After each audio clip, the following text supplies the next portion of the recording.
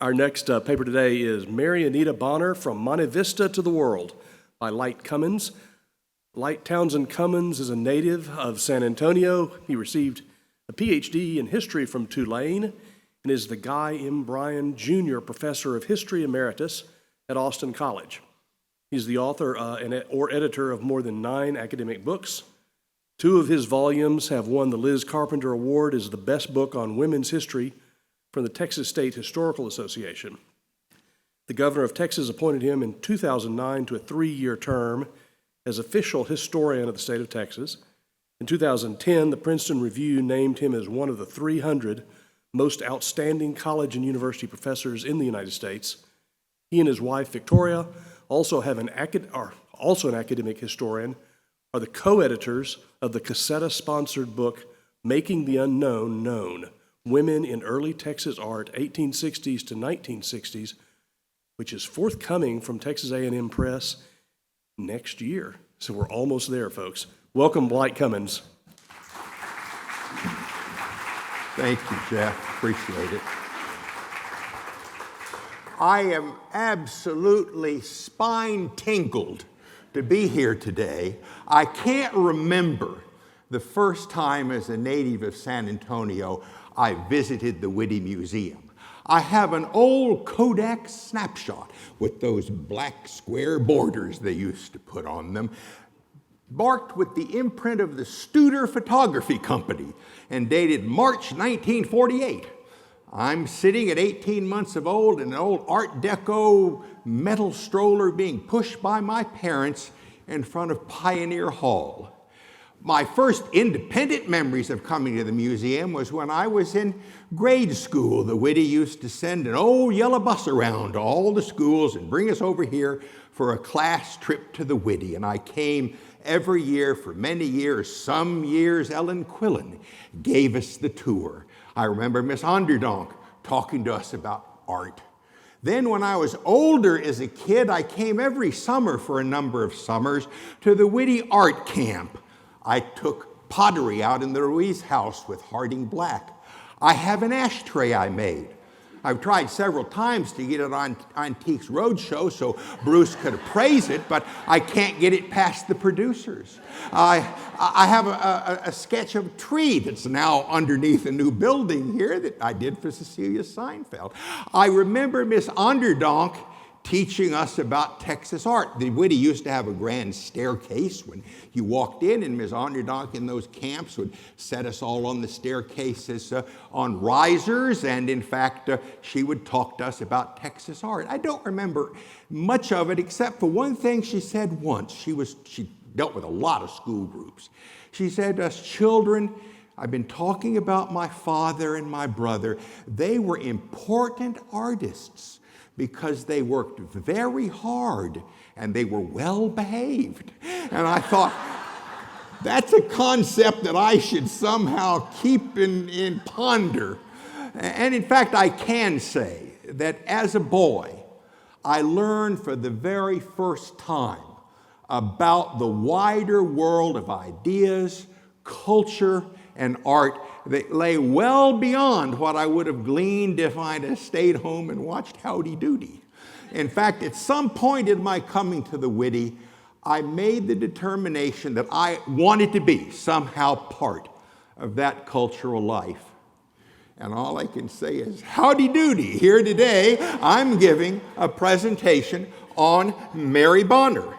In fact, which is, let me see about the clicker here. There we go. A famous and important female artist who ranks among the best of the early Texas artists. As a native of San Antonio, I'd always heard of her.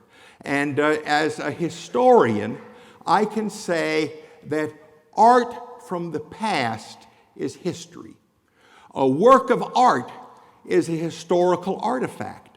And Bruce has driven home with vigor how important historical artifacts are to interpret what went on in the past. So we, many of us in this room, study artists as historical figures who in one fashion or another created the work and their work what we know today. And so art is a part of what all of us do to answer questions about the past. Artists do several things. One of the things they do in their art is to confirm and bolster prevailing values of their time, and you can see that in their work. They also, in their work, sometimes criticize some of the things about the world in which they work that they would like to see changed. And so interpreting art as a historical artifact is a balancing situation. That's what I'm going to be doing with Mary Bonner today, because in fact she is a perfect example of both of these things. In fact, her work is iconic. She shares with El Greco the reality that you can spot one of her iconic works of art from across the greatest distance of the biggest gallery room. They are truly unique. Mary Bonner's significance, though, was not so much in her style and technique, although it was, in fact, revolutionary, but because she incorporated into her art, in some cases, reconfirming assumptions, validating the world in which she lived, but also in two areas we'll see, she significantly advanced criticisms, subtly, of the world she wanted to see and how her art could speak to those things. And so Mary Bonner's art is historically significant because of what she did as an artist. We need, in fact, to consider her milieu. Who was she? How did she live? Who did she know? What was her training? What was her life like? Where did she travel? And the larger milieu of the context in which she worked. This paper today, as was Michael Grauer's sterling paper yesterday on Florence McClung, a part of the new book that Jeff saw mentioned, Making the Unknown Known, Women in Early Texas Art. That comes, the Making the Unknown Known, from a famous Georgia O'Keeffe quote. My wife Victoria and I, as the general editors, have been working with 15 knowledgeable authors who've written 21 chapters for the book. Some of them are in this room today. And in fact, the book is now well into press, and we anticipate the book coming out in March of 2024. The pandemic obviously slowed everything down. There are going to be over 175 bang-up images, eye-poppers, in this book, selected by an image selection committee, Michael Grauer, Sarah Beth Wilson, and Mark Keever. And working with them, I can say that as a documentary historian, I was astounded by the critical eye with which they impressively brought the image selections to this book. I can't wait to see the finished image. In two ways, however, my presentation today will be a little bit different than the essay that appears in the book. First, since we are in San Antonio, and I know some of the street names here in town, I'm going to talk in a little bit more detail about Mary Bonner's relationship to the city of San Antonio and the city's relationship to her, and especially her old neighborhood of Monte Vista, which had a tremendous impact on her as she did it. And secondly, as a native of San Antonio, born 11 years after Mary Bonner passed away, I actually, in my youth and young adulthood, knew elderly people who, as young people, had known Mary Bonner. In some cases, very well, some of them members of my family. And so occasionally I'm going to include references to things they've told me, which are not in the article in the book, because they're just things I heard. And I can assure you that any PhD graduate professor would not allow a footnote that said, these are things I've heard. So they did not go into the article at all. But at any rate, as we move through this presentation, I'm going to be talking about 4 different areas in seriatim. Part 1 is crucial because it explains to us who Mary Bonner was, what she did, and in fact, what she thought she was doing. And so let's look first at her family background and her early life, 1887 to about 1922, when she embarked on the career we all know her to have. Now, let me stress here that there is no, at least to my knowledge, extant art by Mary Bonner prior to 1922. It is my opinion, and it is agreeable to others that have the same opinion, that at some point after Mary Bonner's death, someone, most likely her sister Emma, destroyed everything except for the great iconic work of a 12-year period for which Mary Bonner became famous. It's just all gone. And if it's in a trunk somewhere, I hope it shows up on Antiques Roadshow. I think it'll get past the producers. And the result of that is that in this first section, we're going to see no art at all. She sketched, she drew, she did watercolors, she did oil colors, she did sculpture. She was clearly a budding artist searching for a medium, but it's gone. Mary Bonner was from an aristocratic Louisiana family with roots in Arkansas. Her father, Samuel Lafayette Bonner, was a physician who had graduated from the Medical College of Louisiana. Tulane University Medical School today. Go Green Wave is what I say. And the result of this was that he was both a practicing physician and ran the Bayou Bartholomew Plantation there near Bastrop, Louisiana. That's where Mary was born, along with her older sister, Emma, 11 years older, and her brother, William Bonner, a year older. When Dr. Bonner passed away in 1891, they remained on the plantation for a few years, but Mrs. Bonner decided to move to Texas. Texas was a place where many Louisiana people moved in the late 19th century for greater opportunity. Mrs. Bonner, Carrie Hill Bonner, had relatives in Dallas and Waco, and one of the Bonner cousins had a large ranch near Sabinal in Texas. Mary enrolled later on in San Antonio Academy in 1901. As a matter of fact, the sojourn in Sabinal gave her some introduction to ranch life, but her education began at the San Antonio Academy, which then had a high school department. If you know the school, you know that in 1926, the high school department was split. The men went to TMI, the women went to St. Mary's Hall, and San Antonio Academy became an 8th grade boys' school only from 1st to 8th grade. But she excelled there. In fact, in one of those quirky little fates of family history, my grandmother's brother, Man Crook, attended the San Antonio Academy with William and Mary Bonner, graduated with Mary Bonner in 1904. As a grown man, he came back in 1929 to attend my father's graduation from the San Antonio Academy, and incredibly, as an elderly man, he attended my graduation from the San Antonio Academy in 1960. From the Academy, Mary Bonner went on to the University of Texas. It was not then a huge internationally known school that we think of it today. It was a small regional school of only several thousand students. The 40 acres were indeed, in Mary Bonner's time, mostly acres. There were only 6 buildings there. Mary had no art classes to take. She studied English. She was a member of the John H. Reagan Society. But the professor that made a tremendous impact on her was W.J. Battle, a specialist in Greek and Roman history. He became one of the great fixtures of the 20th century university.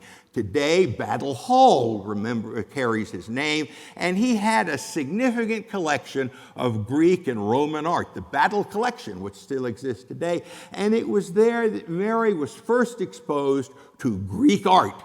And if you know what some of the cowboy art looks like, it's not hard to make an informal comparison between Greek art and Mary Bonner's later iconic cowboy prints. After 2 years, Mary went to finishing school. In those years, most women did not stay for a degree, and she attended for almost 2 years the Brillemont School in Lausanne, Switzerland. It was an elite school that was favored by wealthy European and American families. One of Mary's classmates would become Queen Marie of Romania. Perhaps the best known of Brillemont's American students was another woman with Louisiana connections, Kitty Cone from a wealthy New Orleans family. We know Kitty Cone today, she came 20 years after Mary Bonner to Brillemont, as Kitty Carlisle, the television actress who was Mrs. Moss Hart. Mary hated Brillemont. She begged and pleaded to leave. Finally, her sister Emma, who was living in London, came down and got her, and Mary spent several months in London going to museums. The only lasting impact that Brillemont had on Mary Bonner was, in fact, she became fluent in French. In fact, in the late 20s, when she would come back to San Antonio after her long sojourns in France, people that knew her said she spoke English with a slight French accent. Life changed for the Bonners in 1909, 1910, when they built a home in a new burgeoning area of San Antonio known as Monte Vista. It was a first great streetcar expansion neighborhood of San Antonio. It became one of those early 20th century neighborhoods very quickly that ranked with places like River Oaks in Houston, Highland Park in Dallas, Ridgely in Fort Worth, Paramore in Abilene, Rim Road in El Paso. It was where the business, professional, and cultural leaders of San Antonio made their homes, and the roster of people that live there give a good indication of how significant Monte Vista became to the growth of San Antonio as a burgeoning urban center. It was sometimes known as Ranchers Row. In the Monte Vista neighborhood were homes belonging to Herbert Cokernott, Alfred Gates, Guy Combs, David W. Light, other families including the Lassiters, the Wests, the Townsends, the Shriners. In fact, we have a Shriner descendant here in the room, and Catherine knows that one of the streets in Monte Vista is named her family, Shriner Place, and of course the Bonners.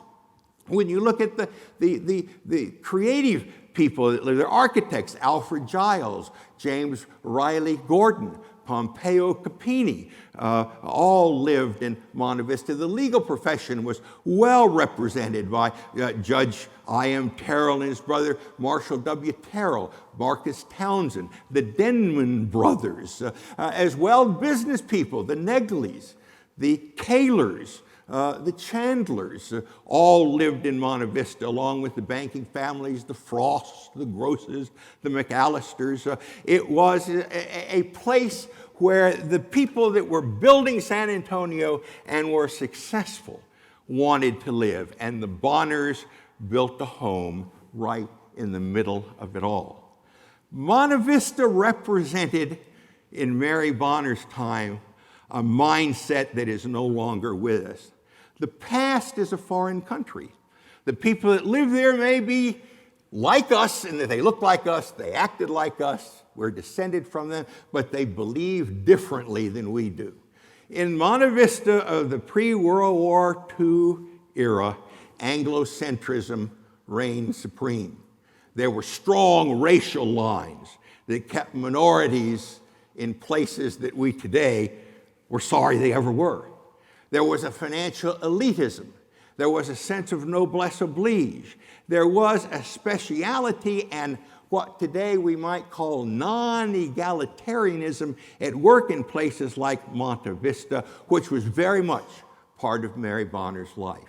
That's no longer the case. Those of us that are my age have lived through those changes. And today, everything that I've said no longer pertains to any place, and certainly not like Monte Vista. But that was Mary Bonner's reality. And Monte Vista was also important. My wife always says it is the height of egotism to quote oneself. But here we are. I mean, Monte Vista was a place where creativity flourished, because elite art is a very expensive undertaking. It requires resources. It requires education of artists. It requires venues. It requires art institutions. It demands patronage. And all of that Mary Bonner found in Monte Vista. This is the home she lived in. It was designed by the architect Ateliers to be completely fireproof, because the Bonners had had a home burned down on their Louisiana plantation. The home is, I think, what might be called today a standing tornado shelter. It's all steel, all poured concrete, very little wood. It's today part of the National Trust for Historic Preservation. It still stands. In fact, this is what it looks like today. It's a really recent drone shot. The pergola is obviously new. The swimming pool's new. The big parking area is new. But that's pretty much how the house looked when Mary. It's impossible to alter because of the poured concrete structure. Behind there, you see a little building that's now a guest house. That was Mary Bonner's studio, built in 1928. It was subsequently remodeled by the Gross family, who lived there afterwards, into a garage, and then it later on became a guest room. I've actually slept in that room, and you can see Ateliers, who designed that room in 1928, still continued to follow through with the rock wall fireproofing. That's a shot from 1929 of the studio through the patio gate. That's a shot from about, I don't know, in February that I took when I was visiting the house, and you can see there have been a lot of changes made. The house has been renovated many times. Hardly anything in the house looks like what Mary Bonner lived in, but in fact, you can even from these very modern shots glean the kind of lifestyle she must have enjoyed living in that house. This is her bedroom. None of it, the furniture is original, obviously. The mantelpiece is original, and you can see the double doors opened up for air circulation, so that in fact it could be cooler in the summer, but in the winter you had, as this house has got right now, sheets over the door to keep the drafts from coming out. Monte Vista was a very significant area, an incubator for cultural activity in San Antonio. The Onderdonks lived down on French Place, just to the south of the Bonner home. The Dallas and San Antonio artist Lucian Abrams lived on Kings Highway. Mrs. Quillen, the first director of this museum, lived on Kings Highway. Clara Pancos lived on Gramercy Place. Mary Audrey Keating lived on Linwood before they moved to Castle Hills. The Slimps lived, Helen Slimp and her husband lived on Lulwood. The artist Alice Naylor lived on Magnolia. The Mathis family, who would be instrumental in saving Mary Bonner's work, lived far out on East Magnolia. I must admit now that I do have a historical knowledge of all of this, because I witnessed as a person the very change that I've already mentioned between Mary Bonner's Monte Vista and Texas today. My grandmother, great-grandmother Coleman, moved on to Agarita Street down here. I mean, I can't see where the pointer is. There must be, I don't know if there's a file there. My grandmother moved down here, great-grandmother moved down here on Agarita Street about the same time as the Bonners. My Cummins grandparents lived a few blocks west of the Bonner house on Agarita. My grandfather was a pioneer Texas dentist. He was the Bonner's dentist. In fact, he officed in the same downtown office building as Dr. William Bonner, Mary's brother and EMT. My father grew up on Agarita Street. I had great uncles, aunts and uncles, and cousins who lived on, 6 or 7 streets through the years: Summit, Gramercy, Linwood, Hollywood, Rosewood, Lulwood, and Oakmont. And I have been, having grown up in that area, in close to almost every house in the region. My father was Monte Vista through and through. Although he lived his youth on Agarita Street, when he came back from World War II as a dentist, he moved into a home on Kings Highway, just out here near San Pedro.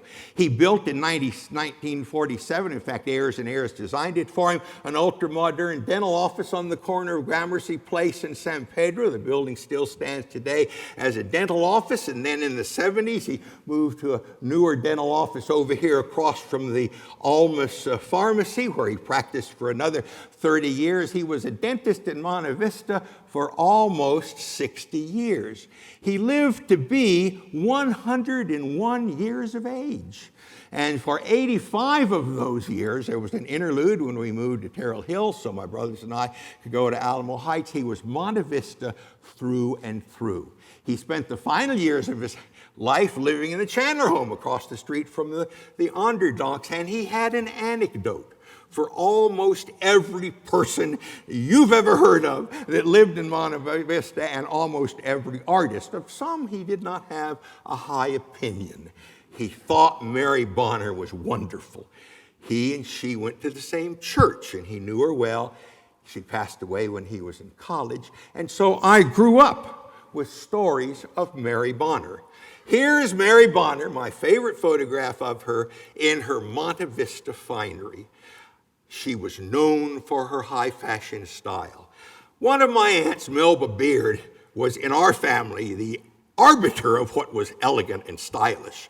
My Aunt Melba had gone off in the early 1920s and been a Ziegfeld chorus girl. She was one of those women who came down the stairs in the big headdresses, and then she came back to San Antonio to marry a businessman. And since she knew all the beautiful people of New York, we trusted her judgment on fashion. And she always said Mary Bonner was one of the stylish, most elegant women she ever knew. So that's Mary Bonner's background. If you want to climb the ladder of success all the way to the top, starting as high up from the bottom rung as possible is a good strategy. And Mary Bonner had that advantage. If Mary Bonner had been born on a watermelon farm in Luling, I don't know if I'd be here today, because Mary Bonner was able to harness all of these resources. She had incredible talent, but at the same time, she had the resources as a single woman who never married to do what she wanted, and she had plenty of people around her, cultural leaders, who told her and helped her how to get there. This family is the family that started it all, the Onderdonks, the first family of Texas art. Mary was good friends with them. Mrs. Bonner was good friends with Eleanor Gould Onderdonk, the mother. The result of that was Mary was often at the Onderdonk family. I should mention here now that everybody I've talked about, they always called her Polly Bonner. In fact, as I first found out about Mary Bonner, the famous artist, I thought, I wonder if that's Polly Bonner. But for purposes of symmetry, I'm going to call her Mary Bonner in this presentation. She took art from Robert Onderdonk. She may have taken art from Julian as well, but she was always at their house. They were at her house. It's nothing like having a live-in Onderdonk to help you with your artwork, right? And in fact, Eleanor became a good friend of hers. They were close together in age. They, in fact, shared much of their adult life together as good friends till Mary died in 1935. She, too, as you might know, although we remember as a curator, she, too, was a miniature. That's my favorite portrait by a miniature by Eleanor Onderdonk. That's Mrs. Chandler, who lived across the street from her in the Chandler house.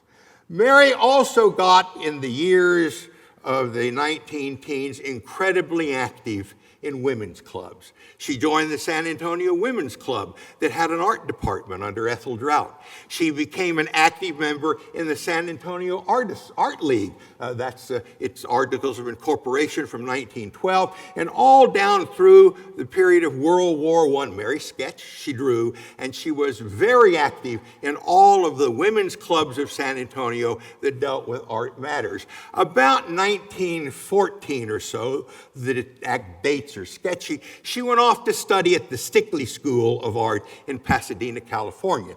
Coming back and forth to San Antonio on the train, vacations and summers, we know she was enrolled for 2 years, but she was not there the whole time. She got to know a lot of the California artists. When World War I broke out, as a San Antonio clubwoman, Mary Bonner went into war work.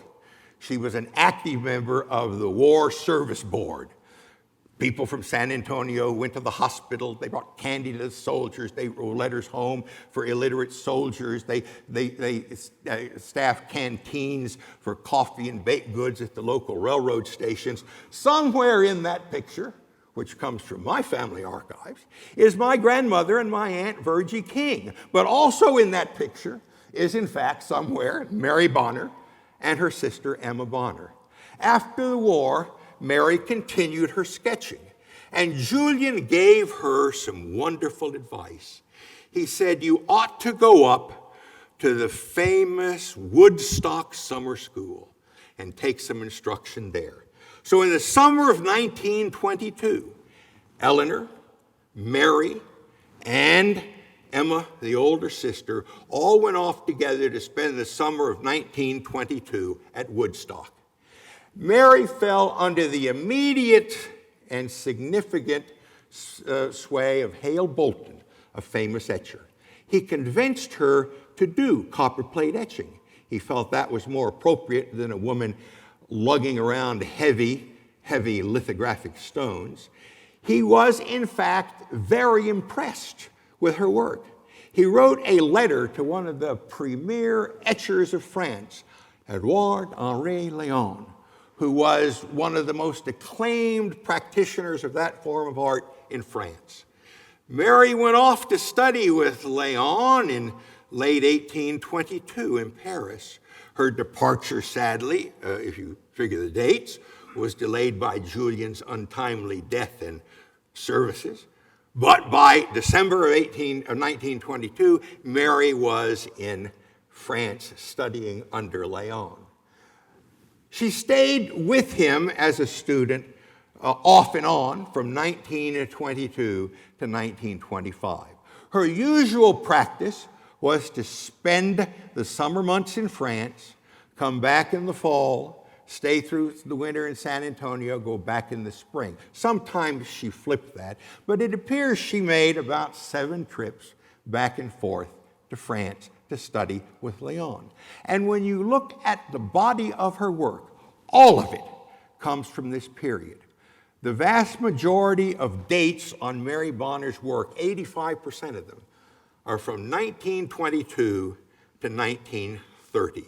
With some after 1930. And when you look at the body of her work, which we're going to do right now, we can see, in fact, that she fell around 5 themes. This is the famous photograph of her and Édouard Léon. It is misidentified in many of the places you find it. Because of an archival mistake, I assume, it is often denoted as Édouard Léon's studio in Paris. In 1982, a wonderful historian, a friend of mine, Mary Carolyn Hollers-George, wrote a short 40-page biography of Mary Bonner, a good survey. You should look at it. It's a wonderful little book to start any knowledge of Mary Bonner. And in fact, he calls that Édouard Léon's studio. It's not. It's the basement of her house on Agarita Street. I've been there. And the dead giveaway is up here. It's hard to see, but it's the windowsill up here, and some of this pipe work is still there. And that picture was undoubtedly taken in 1927 when Édouard Léon came to San Antonio and stayed in the house on Agarita Street. Let's look first at the French prints. These were all done under the supervision of Édouard Léon, and they are all of France. He instilled in her an intricate technique for etching. But she had a remarkable eye for local color. In fact, Léon spent every summer in Roscoff on the Brittany coast, and many of the French prints deal with Breton scenes. My late brother Jack Hennessy was a Columbia University anthropologist specializing in Breton culture. And in fact, on several occasions, Vicki and I have traveled through these very towns with him a half century later. And I am amazed at still how much local color that you see in Mary Bonner's prints are still in existence. She was fascinated, as a landlocked San Antonian, with the sea. And so many of her French prints have to do with maritime matters. This one is significant because of, you guessed it, the border. She began bordering on her own many of these French prints. The result of this was that in many respects, these French prints are all that we have left of Mary Bonner's learning the art of etching. I must admit, though, she continued to print from them, because what she did was every year she brought home in a steamer trunk all the copper and zinc etching plates from France, and she continued to print them in the United States at Agarita Street. Mary Bonner engaged in what's known as open printing. Some of her early prints have the seriatim, 1 of 23 of 24. But if you look at a Mary Bonner print, there are generally 3 marks on it: her signature, a date, that's the date the etching plate was struck, and then her cartouche. Because some of these French prints were undoubtedly printed on Agarita Street in the early 1930s from those printing plates. This was her first great prize winner, the Notre Dame Cathedral. And in fact, that cathedral, an iconic French landmark, of course, is an intricate job to do. And I've included here the printing plate from which it came, to show you, as you know, but you have to see it to appreciate it, etchings have to be done backwards. And if you're doing a famous architectural monument, you've got to do it backwards. As Ginger Rogers said, the hardest thing to do is everything Fred Astaire did, backwards. And in fact, indeed, that's a remarkable job. She won a prize for that. And there's her prize, the medal that hung on her wall on Agarita Street. She also, in 1926, won a portrait prize for Portrait of a Princess. Mary Bonner, as we'll see in a second in a little more detail, also did portraits. And the result of that was, in fact, that this won a prize. And she began to display all around Paris. There are undoubtedly a lot of Mary Bonner prints somewhere in France. No one's conducted a search for them, other than those in museums. I have no idea where they are, what survived the ravages of World War II. But in fact, the cowboy prints are what she was known for. That's what we think of when we think of Mary Bonner. Supposedly, they came to her when she was sitting in her flat in Paris looking at a fireplace. I have to mention, though, in case you don't know it, that in 1920s France, cowboys were all the rage. Karl May, the German author, had many of his Western works translated into French. The motion pictures, silent films took Paris by storm. Charles de Rochefort, who you've never heard of, probably, and deservedly so, I've seen one of his movies, was a French cowboy star, all filmed in the Boulogne woods outside of Paris. He made 32 cowboy movies during the 1920s. Jacques Durand made a whole series of cowboy French movies in the 1920s, some of which, like The Cowboys of Camargue, are considered to be French film classics. William S. Hart and Tom Mix in the mid-20s made triumphal visits to Paris.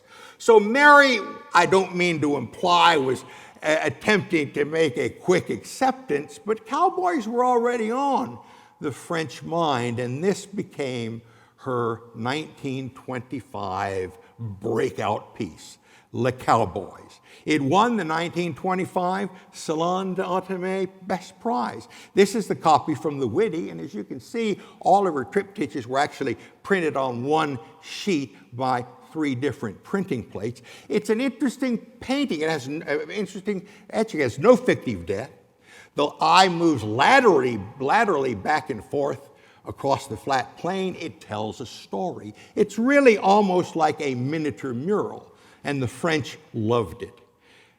In fact, this is another one of those triptychs that took Paris by storm. Now we get to Mary Bonner and her views of Mexican Americans. I submit that these etchings had two different viewing audiences. The French loved them as cowboy paintings. In Texas, they may have been seen differently. Look at the hats. No American Anglo cowboy, to my knowledge, ever wore a hat like that. I suppose Ron Tyler has seen more Irwin E. Smith photographs than anybody in the room. I've seen a lot of them, and I've never seen a sombrero conica on the head of an Anglo cowboy. They were hats exclusively worn in the Frontera del Norte and all across the Texas borderlands by vaqueros. Mary Bonner spent her whole formative years on the ranch at Sabinal. And so when these prints hit the Paris dealer's market, they were always marketed as Texas cowboy prints by a Texas artist. But in fact, it is my contention that Mary Bonner was painting vaqueros, and she certainly knew the difference. When you look at the hats, the blousy clothing they're wearing, the excellent horsemanship. Now, admittedly, sometimes it gets fuzzed up. Here's a blonde vaquero, which obviously I don't take as a refutation of my point, but perhaps just an artistic color story. They were, in fact, supportive of Mexican Americans in the ranch country. Nobody else who was an Anglo artist of the era, to my knowledge, painted supportively of minorities as co-equal with Anglo-Americans. And that's what Mary Bonner did. And in fact, her vaquero prints, I would call them, are for that reason of special interest to historians. Some of them, of course, are in black and white. This one's maybe got a little joke to it because white mule was the vernacular for moonshine and illicit whiskey during the Prohibition era. I don't know if she intended that. This is my favorite, the cowboy on the camel, the cowboy parade. She surely knew of the Camp Verde camels north of Sabinal. The Army had tried a camel corps there earlier. Some of them escaped and supposedly ran through the areas of Bandera and Uvalde County wild. She must have heard the stories. Her portraits were significant too. Mary Bonner, to my knowledge, never painted or did a portrait, etched a portrait of a man. They were all of women. She was interested in advancing women through art. And every single portrait of a woman that she painted showed them with distinction and gravitas. This is my favorite, the Sunflower Girl. Here's her mother, Carrie Hill Bonner. And of course, Mrs. Drought. I love this picture of Mrs. Drought, the great arbiter of art in San Antonio prior to World War II. She also loved dogs. You never saw Mary Bonner without a dog. She used to drive a big Phaeton convertible. There was always a dog hanging out of it. I've heard that when she attended St. Mark's, either on Sunday or for special events, there was always a dog tied by the vestibule. You knew she was on the premises. But she painted only aristocratic dogs. No mutts for Mary Bonner. Mutts didn't live in Monte Vista. And none of her dogs were. These were Mrs. McNay's registered terriers. Here's a close-up of one of the terriers. They're standing, by the way, on the beautiful patio at the McNay home, now the museum. This is her dog, Tat. This is my favorite because it may actually have come from the ranch country. There were no hounds in Monte Vista that I'm aware of, and so undoubtedly this references Mary's ranch life. Also, architectural prints. If you've got a chance while you're in San Antonio, drive through Monte Vista. It's an architectural wonderland. Every house was purpose-built by an architect. There are many of them unusual. Mary had an eye for monumental architecture. This is the patio at Mrs. McNay's residence. Mary spent a tremendous amount of time with Mrs. McNay. They were good friends. She also went a lot to Houston. She was a friend of Julia Idison and E. Richardson Cherry. And she did this etching of the Houston Public Library, which now, of course, is the Idison building. She did also a lot of the missions. And again, almost all of her mission work sympathetically showed Mexican Americans Who doesn't, as a Texas artist, have an opportunity to do the Alamo? She did this actually as an etching for sale, printed as a set for a fundraiser for the San Antonio Conservation Society. The same for Mission San Juan Capistrano. And let's turn and look very quickly at Mary Bonner as a culture bearer.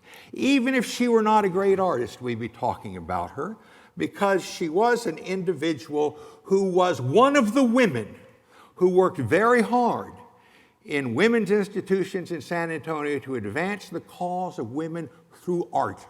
They saw art and art appreciation as a way to give them civic voice.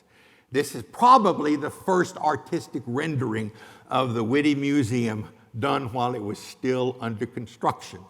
In fact, if you look closely, the second floor was not yet done, and the windows that eventually were there are absent from this etching. Mary Bonner was one of the women of the Witte. She was in a group of women who worked hard to found this museum. There is no museum in Texas more closely from the 1920s to the present day associated with the active patronage, support, and management of women than the Witte Museum. She was good friends with Ethel Drought. I've written about Ethel Drought elsewhere, and in fact, several years ago, I gave a presentation here at the Witte about Ethel Drought. She came from a wealthy San Antonio family.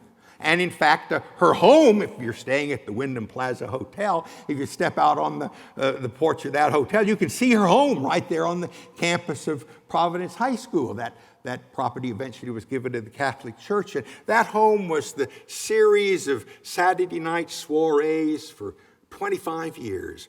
It was, in many respects, the hottest cultural ticket in town. She assembled groups of people to talk about art. Much of the Witte Museum was planned and founded there. Amanda Cartwright Taylor had been a student of Frank Ray. She dabbled in art, but she'd married a wealthy San Antonio businessman, became a leader in the women's club movement, and in fact, she was the founder of the San Antonio Conservation Society, one of the women that put together this museum. She served as the chair of its first board of trustees. And the most important woman in the history of the Witte Museum, Ellen Schultz Quillen. Mrs. Quillen wanted this museum, and she worked tirelessly to get it. And when she finally got it, she became its director from 1926 to 1960. And another 10 years of life saw her seldom off the premises till her passing in 1970. She managed this museum with a velvet fist. And I subscribe to the school of thought that says Mrs. Quillen's ghostly specter still roams the halls of this museum to determine everything is to her satisfaction. My wife admonished me, no personal anecdotes, but I, in the closing moments of all of this, have to, in fact, digress and say Mrs. Quillen lived 2 doors down from me the whole time I was growing up. She and her husband Roy were wonderful neighbors. He was a great gardener. Their yard always looked like the Chelsea Flower Show. As kids, we had cats and dogs. We always thought Mrs. Quillen was a little strange because she collected full-size iguanas, which she didn't cage. They roamed around the house loose. And as you walked down the sidewalk, you could sometimes see them on the inside windowsills through the glass of the downstairs window sunning themselves. Sometimes they got loose. Like on a Halloween night, they got back past her handing out candy, and a group of trick-or-treaters merrily helped her chase the iguana down towards San Pedro, including an 11-year-old kid dressed like Harpo Marx with a cardboard top hat and a mop head wig and a bathrobe in tan and a bicycle horn. That kid was me.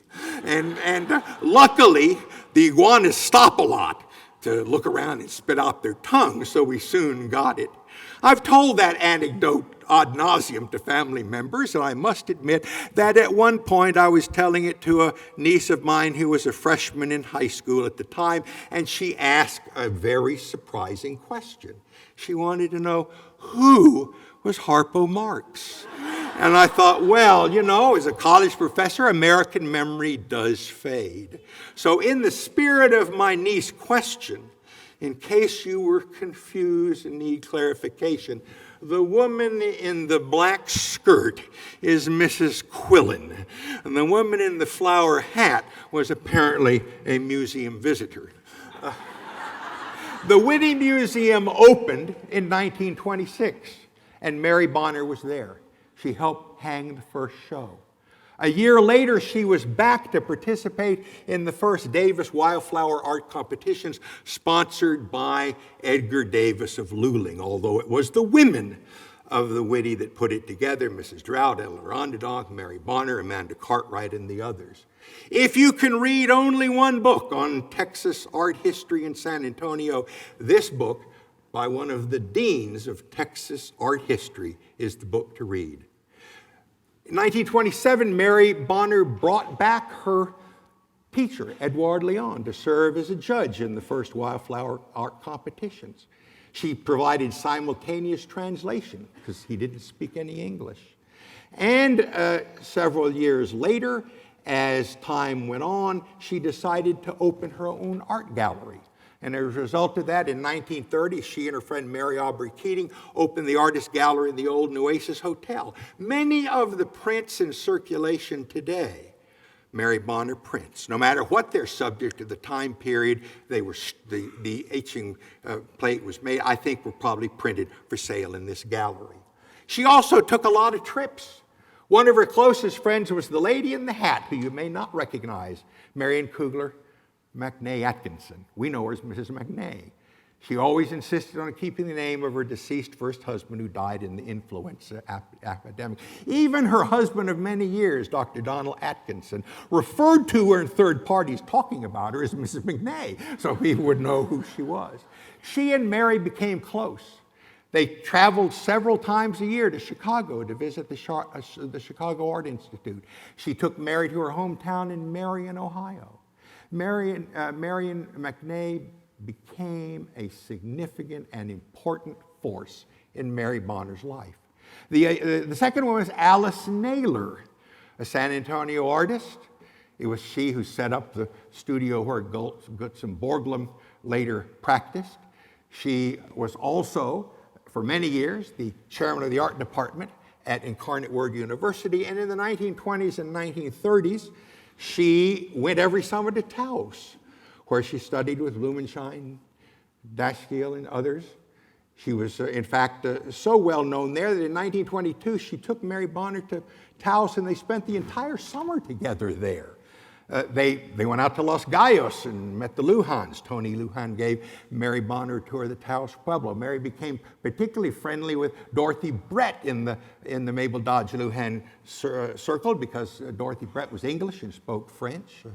In passing, I must note that Alice Naylor was my aunt. Actually, she was my grandmother's cousin, but growing up we called all the elderly Ellen's aunts. And she had many interesting anecdotes of Mary Bonner. She said she never met a person with more dedicated focus than Mary Bonner. She was a watcher rather than a doer. She was a listener rather than a talking. She always talked about Mary Bonner's big eyes, and she had nothing ever escaped the attention of Mary Bonner. And then, of course, there was Eleanor Onderdonk, a good friend. They traveled every year to the Texas Fine Arts Association in Austin in the early 30s. They also traveled together to the annual meeting of the Southern Arts State League. And Mary became active in not only the Whitty Museum, the San Antonio Women's Club, and, of course, St. Mark's Episcopal Church. She often gave away prints at these things. It was a birthday. She'd print something off and give it to a friend. A lot of Mary Bonner prints out there were probably gifts she gave away. She became very active in the Bright Shaw Tea Room operated by the Junior League of San Antonio. She put on art shows there all during the 1930s, and she also sponsored style shows, fashion shows. The women's clothiers, Gladys Hendricks, Frost Brothers, Joske's, Wolf and Marks Company would send twice a year clothes out to be previewed, and Mary Bonner would organize and put on the style show. My stepmother, Alice Matheson Cummins, was a student at Thomas Jefferson High School in those years, a very pretty young lady. She was always a model in Mary Bonner's style shows, and she related to me that Mary Bonner was one of the most highly organized people she had ever worked with. Mary died in June of 1935. She went in for a routine operation. Operations were feared then for the very reason that happened to Mary Bonner. 2 days later, she died of an embolism. Had there been a drug like heparin or Lovenox, Mary Bonner may well have lived a normal lifespan well into the 1960s, if not the 1970s. Let's look very quickly at sources for Mary Bonner's art. A lot of them are in private collections stemming from Monte Vista. This is an example of one which I was able to take a picture of. It belongs to a couple who go back several generations in Monte Vista. They have Mary Audrey Keatings, Clara Pancos, Amy Freeman Lee, Javier Gonzalez, Harry Anthony DeYoung, and other San Antonio artists, including Mary Bonner. Their pride and joy is a Capini statue that came into the family by barter. The Capinis bartered it for dental work. They got their dentures, and the dentist got the Capini. And the dentist's son has it now. This is a very typical collection. It'll probably never be sold. But so much of Mary Bonner's work is probate art. Obviously, this is Vicki and my collection. I don't know what our kids are going to do with it, but David Dyke might eventually find out, as is the case with a lot of these collections. And in fact, this is a Lollapalooza of a collection. It's really a museum in itself. It's in the hands of a San Antonio collector who's been a lifelong friend of mine. He wants to remain anonymous for purposes of this presentation, but he has about 36 fantastic Mary Bonners, the iconic ones. He also has almost every known printing plate that belonged to Mary Bonner, almost 70 of them. You can go through the walls of his house and match etchings printed from the plates framed next to them. It's a fantastic collection. Let's look at 4 places where Mary Bonner art is a significant museum holding, and this brings us to Walter N. Mathis.